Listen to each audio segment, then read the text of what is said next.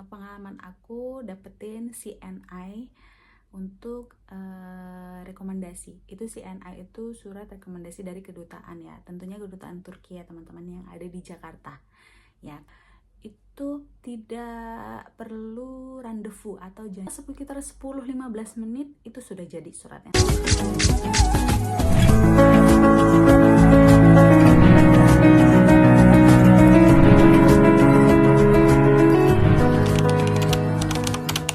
Hai teman-teman, assalamualaikum, merhaba. Hari ini teman-teman aku mau ngejelasin lagi secara lebih terperinci lagi tentang syarat menikah dengan warga negara Turki ya teman-teman. Ini menurut pengalaman aku dan KUA aku sekali lagi ya teman-teman. Jadi ini aku akan bacain dan tulis nanti di sini terperinci apa aja. Karena kemarin kan aku cuman nunjukin selebaran dari KUA aku ya, kayak gini ya teman-teman. Jadi itu nanti kalian bisa tulis lagi atau kalian itu tanya ke KUA kalian. Jadi lebih jelas gitu maksudnya teman-teman ya. Dan di sini aku bacain, itu dari pertama yaitu surat dari kelurahan yaitu N1 sampai dengan N4 ya teman-teman. N1, N2 begitu, nanti kelurahan itu sudah mengerti kalau kalian datang dan bilang kalau mau minta surat untuk menikah.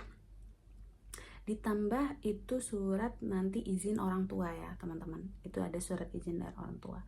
Terus di sini surat keterangan kematian itu kalau sudah pernah menikah ya teman-teman. Kalau kalian itu single dan nggak pernah menikah, itu nanti kelurahan juga tahu gitu ya teman-teman. Jadi nggak perlu surat ini.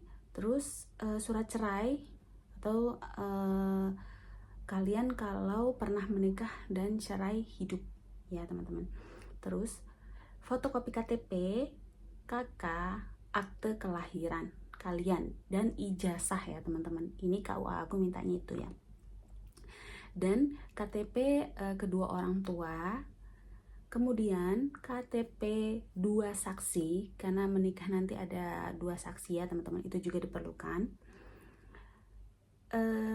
Di sini dan surat pernyataan status atau surat keterangan belum pernah menikah dari kelurahan. Nah itu tadi, nanti di kelurahan itu nanti sudah lengkap ya teman-teman. Terus surat keterangan telah imunisasi TT. Jadi kalian itu nanti harus ke puskesmas untuk imunisasi TT. Kemudian nanti ada suratnya di situ teman-teman, dan itu dilampirkan juga ya untuk KUA ya teman-teman.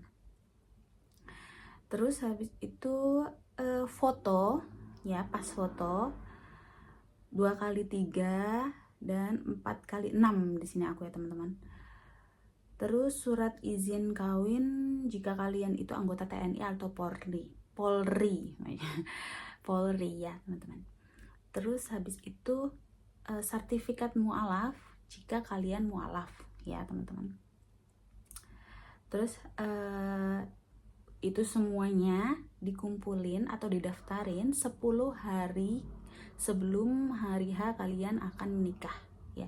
Jadi tanggal kalian itu menikah sudah ditentuin kan, dan itu 10 hari sebelum itu sudah harus daftar ke KUA ya teman-teman. Dan itu untuk warga negara Indonesianya, dan ini aku bacain untuk warga negara asingnya ya teman-teman. Itu di sini surat izin dari kedutaan yaitu CNI yang pernah aku bahas. Terus fotokopi paspor, fotokopi KTP kalau di Turki namanya kimlik, fotokopi akte kelahiran, fotokopi KK, dan akte cerai jika sudah pernah menikah, atau akte kematian jika pernikahan sebelumnya itu cerai mati. Kemudian data dari orang tua, KTP orang tua dari warga negara asingnya, dan semua dokumen itu diterjemahkan ke bahasa Indonesia karena KUA aku mintanya dalam bahasa Indonesia ya teman-teman. Tapi sebagian KUA juga seperti yang aku bilang, ada yang cuman minta dalam bahasa Inggris saja nggak apa-apa. Nah itu lebih mudah ya teman-teman, karena penerjemah tersumpah menerjemahkan dokumen dari Turki ke Indonesia itu lumayan teman-teman, harganya ya teman-teman. Jadi kalau misalnya dalam bentuk bahasa Inggris aja itu jadinya agak lebih murah gitu ya teman-teman. Nah itu tadi untuk syarat di KUA yang sudah aku jelasin terperinci ya teman-teman. Dan sekali lagi aku cuman bilang ke teman-teman kalau kalian harus datang ke KUA itu jauh-jauh hari minta untuk apa aja yang harus dibawa atau dokumen apa aja yang diperlukan gitu. Nanti mereka itu ngasih tahu teman-teman, dan ngasih taunya itu terupdate ya teman-teman. Kalau ini pengalaman aku ya teman-teman, mengurus pernikahan ya teman-teman. Nah itu tadi kan dari KUA ya teman-teman, dan sekarang aku mau cerita pengalaman aku dapetin CNI untuk rekomendasi. Itu CNI itu surat rekomendasi dari kedutaan ya, tentunya kedutaan Turki ya teman-teman yang ada di Jakarta ya teman-teman. Pengalaman aku itu syaratnya seharusnya itu adalah dokumennya itu paspor, terus kimlik itu KTP ya dari warga negara Turkinya, kemudian biayanya ya teman-teman. Dan pengalaman aku itu aku dan calonku itu datang ke kedutaan Turki yang ada di Jakarta. Itu tidak perlu rendezvous atau janji temu ya teman-teman, karena sebagian bilang kan itu harus ada janji temu untuk datang ya teman-teman. Tapi pengalaman aku kemarin, aku nggak ada janji temu dan nggak ada rendezvous ya, jadi aku langsung datang ke kedutaan Turki. Jadi di sana aku datang, terus nanti ketemu dengan security-nya, dengan bapak security-nya di situ, dan bapaknya itu ngejelasin. Dan kita tuh nggak boleh bawa apa-apa ke dalam kantornya gitu ya teman-teman.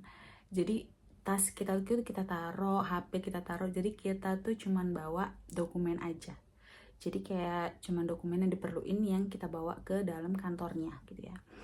Dan di sana itu nanti calon kalian atau warga negara Turkinya yang diajak ngurusnya gitu ya teman-teman. Kita itu pengalaman aku nggak ditanya apa-apa sih, jadi cuman datang karena nggak tahu ya, karena sebagian bilang juga aku disuruh bawa kakak, akte, dan KTP ya teman-teman, dan itu aku bawa ya teman-teman, jadi untuk jaga-jaga. Tapi setelah di sana itu aku nggak ditanya sama sekali, nggak diminta dokumen sama sekali. Jadi calon aku aja, dan calon aku aja itu cuman ditanya kimlik teman-teman. Jadi paspor itu nggak dilihat ya teman-teman, tapi dibawa aja karena itu syaratnya. Dan setelah itu disuruh bayar itu $8 ya teman-teman. Kalau sekarang ada perubahan aku belum tahu, tapi saat aku 2024 kemarin itu $8, dan itu dalam bentuk dolar ya teman-teman, nggak bisa nggak bisa rupiah ya teman-teman. Dan setelah itu nggak nunggu lama, sekitar 10-15 menit itu sudah jadi suratnya teman-teman. Jadi kalian tunggu di situ. Jadi nggak ribet, alhamdulillah. Jadi kalian tuh jangan takut duluan ngurusnya gimana. Jadi tapi persiapin aja ya teman-teman dokumennya itu dengan lengkap. Nanti walaupun di sana nanti ditanya atau nggak ditanya itu tergantung petugasnya mungkin ya. Tapi pengalaman aku, dokumen aku nggak ditanya, jadi cuman calon aku aja yang ditanya kimlik. Setelah itu mereka ngobrol-ngobrol, habis itu sudah selesai teman-teman. Gitu teman-teman pengalaman aku, dan semoga kalian juga dipermudah. Jangan dibawa stres, karena aku tahu pasti pikirannya jadinya stres ya, aduh apa nih dokumennya gitu ya teman-teman. Jadi semoga semuanya lancar teman-teman, sehat selalu teman-teman. Assalamualaikum, terima kasih udah nonton.